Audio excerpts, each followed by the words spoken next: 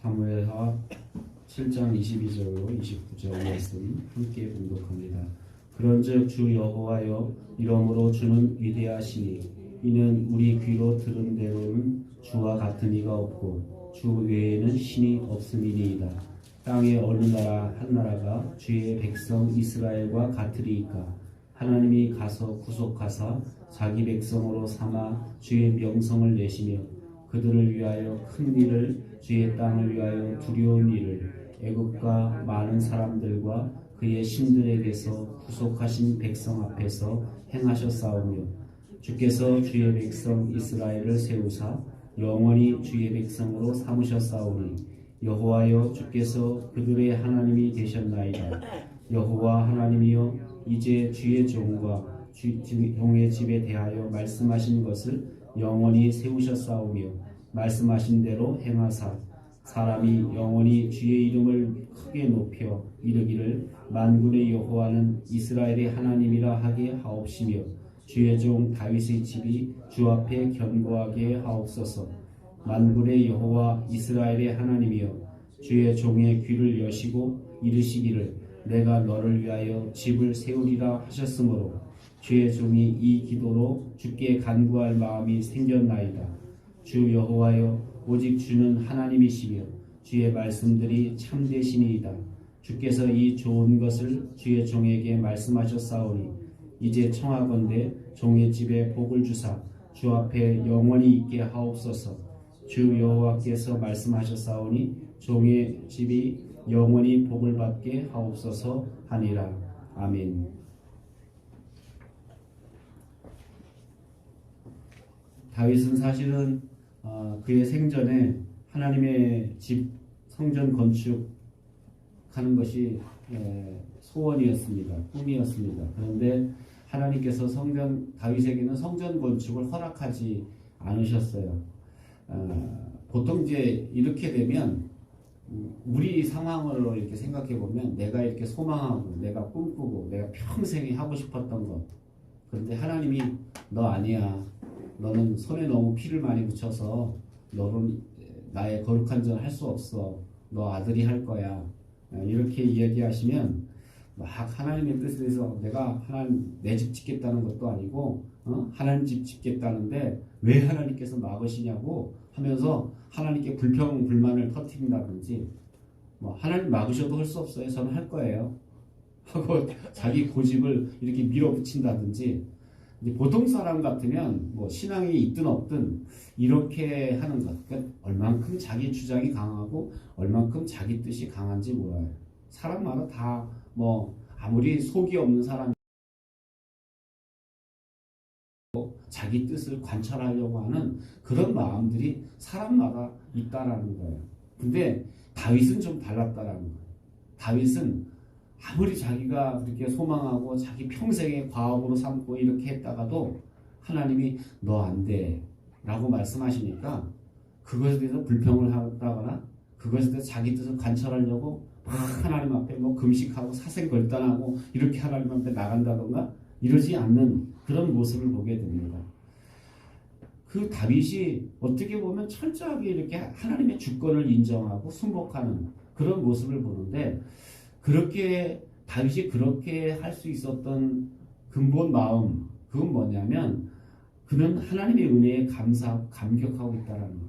내가 여기까지 산 것, 내가 여기까지 온 것, 그거 하나님의 은혜요. 하나님의 지금까지 나를 여기까지 그렇지 않겠어요? 저 집에서도 막내고 볼품 없었던 목동이었던 다윗을 하나님이 뽑으셔서 이렇게 임금의 자리에, 왕의 자리에 올려놓으신 거 생각해보면 이건 자기 생각하고 아무 상관없는 거예요. 자기의 능력 아무 상관없어요. 하나님이 전폭적으로 자기를 선택하셨고 자기를 왕의 자리에 옮겨주셨다는 걸 알기 때문에, 물론 사람들마다 이제 높은 자리에 올라가면 마음이 바뀌기 마련인데 다윗은 마음이 바뀌지 않았어요. 내가 여기 이렇게 왕이 된 건 하나님의 은혜입니다. 은혜가 아니면 할 수 없습니다 하고 그 은혜에 대해서 감사하고 은혜에 대해서 감격하다 보니까 그 하나님이 한마디 하시면 그게 다 평정되고 이렇게 그 하나님의 뜻이 온전히 이루어지는, 그래서 어떻게 보면 다윗은 그래서 하나님께서 나와 마음이 합한 사람이다. 합하다는 얘기는 하나님의 뜻과 마음이 통한다라는 거예요. 그러니까 대부분의 사람은 하나님과 마음이 통하는 듯 하다가도 수틀리면 자기 뜻대로 하려고 하고 자기 생각대로 살려고 하는 이게 보통 사람들의 모습인데, 다윗은 그렇게 하나님 뜻과 합했다라는 거예요. 그 이유는 뭐냐면 그가 하나님의 은혜에 늘 그것을 감사하고 감격하는 삶을 살았기 때문에, 어쩌면 어떤 자기 생각이 하나님의 생각과 다르면 철저히 자기 생각을 죽이고 하나님 생각에 맞춰서 살았던 사람이었다라는 것을 우리는 보게 됩니다. 그래서 어떻게 보면 사울 왕하고는 천지 차이 아니에요. 전혀 다른 사람 아니에요. 사울 왕은 처음에 출발은 겸손했어요.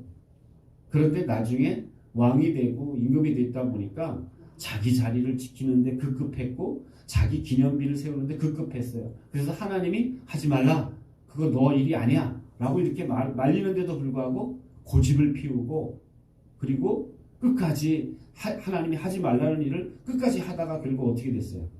하나님으로부터 버림받고, 그래서 하나님이 다윗을 불러서 쓰시는, 다윗을 선택하시는 모습을 보게 됩니다. 그러니까 다윗은 어떤 것 하나라도 하나님이 주신 것을 당연하다고 여기질 않았어요. 이것도 하나님의 은혜지. 내가 이렇게 사는 것도 하나님의 은혜지. 그러니까 우리가 하나님의 은혜로 주어진 것을 어느 순간인가 우리가 이건 당연한 거지, 이건 내가 이렇게 했지, 내가 노력했지, 내가 이만큼 했지, 내가 들어가기 시작하면 그때는 내가 했기 때문에 내가 지키려고 한다는 거예요. 그런데 다윗은 철저하게 여기까지 된 것 하나님의 은혜라고 생각하니까, 그러니까 하나님의 은혜 앞에는 철저하게, 하나님 말씀 앞에는 철저하게 순복할 수 있었고 순종할 수 있었다라는 겁니다. 다윗의 기도를 보면, 그래서 내가 무엇이 간데, 우리 집이 누구 간데, 이런 고백을 많이 합니다. 그러니까 내가 누구 간데, 내가 어떤 존재인데, 내가 무엇이기에 내가 왕이 될 수 있고, 우리 집안이 무슨 집안이길래 왕이 될 수 있습니까 하면서 이만큼 다윗의 고백 속에 보면 겸손함이 묻어나고 있고 겸손함이 배어 있다라는 겁니다. 그래서 어떻게 보면 다윗의 기도는 굉장히 감동적이에요. 구절구절 보면 하나님의 신뢰가 있고, 하나님에 대한 신뢰가 들어있고, 또 하나님에 대한 어떻게 보면 그 하나님의 뜻에 대한 그 존경하는 마음이 이렇게 묻어있는, 하나님을 공경하는 마음이, 다윗의 이렇게 시편을 읽어보면 그게 어떨 땐 좀 답답할 땐 하나님 앞에 막 이렇게 투덜투덜 되지만 결국은 하나님 앞에 이렇게 하나님을 공경하고 하나님의 은혜 앞에 서는 그런 다윗의 모습을 우리는 보게 된다는 겁니다. 그리고 다윗이 늘 감사했던 게 뭐냐면 23절도 보면 자신이 이스라엘 민족에 속하였다라는 겁니다. 내가 이것 때문에 하나님 감사. 왜냐하면 이스라엘 백성 하나님이 애굽에서부터 구원해주시고 건져내셨기 때문에 이렇게 감사하는 그런 고백을 하고 있다는 겁니다. 오늘 우리 삶 가운데 최고의 감사가 무엇입니까? 땅 산 것, 집 산 것, 여러분 자녀가 뭐 어디 출세한 것, 이거 최고의 감사라면 좀 다윗하고는 좀 먼 거예요. 나의 최고의 감사는 내가 믿음의 공동체를 주신 것 감사하고, 내가 믿음의 공동체에 속해서 내가 하나님 자녀가 됐다는 것, 이게 내 인생의 최고의 감사가 될 수 있다면 오늘 다윗처럼 하나님의 복이 임하고 다윗처럼 하나님의 은총이 임하는 그런 삶을 살게 될 줄로 믿습니다. 다윗의 소망은 뭐냐면, 다윗의 소망은 내가 왕으로서 무슨 일을 하고 내가 어떤 일을 할 거야, 이런 게 있지 않았어요. 가끔 이제 우리 뭐 교단에도 보면 감독 되려고 하는 사람들이, 그래서 왜 감독이 되시려고 해요? 그러면 교단을 자기가 개혁하고. 아니, 감독이 돼서 무슨 교단을 개혁해요? 하나님도 잘 하나님 말씀에 순복하고 하나님이 하시면 되는 건데 자기가 뭘 하겠다는 거예요. 근데 사실은 뭐 2년 동안 감독이 주어져도 뭐 저도 감리사 해봤지만 뭘 대단한 거 뭐 개혁할 수 있는 게 아니에요. 그냥 그 자리 지키는 거예요.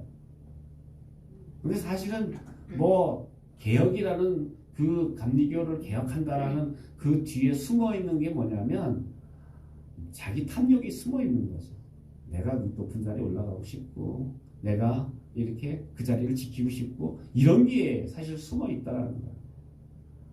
그래서 사실은 어떻게 보면 주님이라면 그렇게 하셨을까?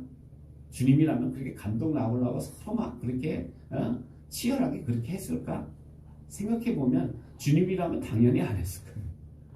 그러니까 어떻게 보면 가끔 이렇게 보면 주님 마음하고는 좀 동떨어진 그런 삶을 살게 된다는 거예요. 다윗을 보면 왕이 돼서 뭘 하겠다는 게 다윗의 소망이 아니에요. 다윗의 소망은 뭐예요? 내가 주님의 집에 영원히 거하는 것. 나 주님의 집에 문지기라도 줬사오니 주님의 집에 영원히 거할 수만 있다면 그게 내 소망입니다.